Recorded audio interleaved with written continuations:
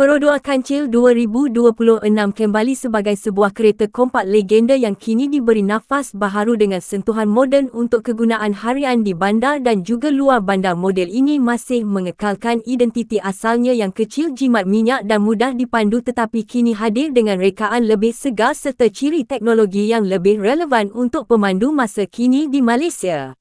Dari segi luaran, perodua Kancil 2026 tampil dengan rekaan lebih moden walaupun saiznya masih kompak. Bahagian hadapan menggunakan lampu LED baharu yang lebih terang dan jimat tenaga grill hadapan direka semula dengan gaya ringkas tetapi kemas memberikan wajah yang lebih moden. Garisan badan kekal minimalis namun aerodinamik membantu meningkatkan kecekapan. Bahan api rim kecil tetapi sporty melengkapkan rupa Kancil 2026 yang sesuai untuk kegunaan bandar yang sesak dan kawasan parkir yang terhad.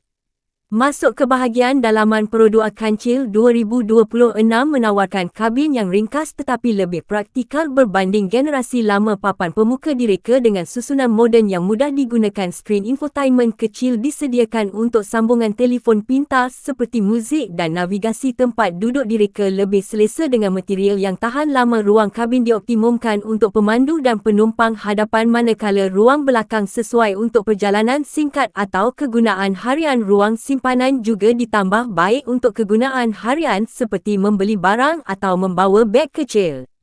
Dari segi prestasi, perodua Kancil 2026 menggunakan enjin kecil yang sangat cekap. Bahan api sesuai untuk pemanduan bandar. Enjin ini memberikan pemanduan yang lancar dan mudah dikawal. Transmisi automatik moden membantu memudahkan pemanduan terutama dalam trafik sesak. Sistem suspensi ditambah baik untuk memberikan keselesaan lebih baik walaupun di jalan tidak rata. Kancil 2026 tetap mengekalkan reputasinya sebagai kereta paling jimat dan mudah diselenggara.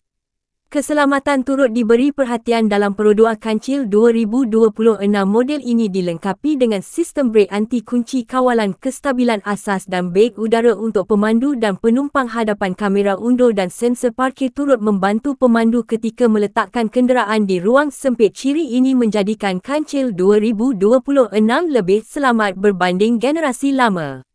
Dari segi praktikaliti, perodua Kancil 2026 sangat sesuai untuk pelajar, pekerja bandar dan keluarga kecil. Kos penyelenggaraan yang rendah serta penggunaan minyak yang sangat jimat menjadikannya pilihan ekonomi terbaik. Sistem penghawa dingin yang cekap dan kemudahan asas lain menjadikan pengalaman pemanduan lebih selesa untuk kegunaan harian.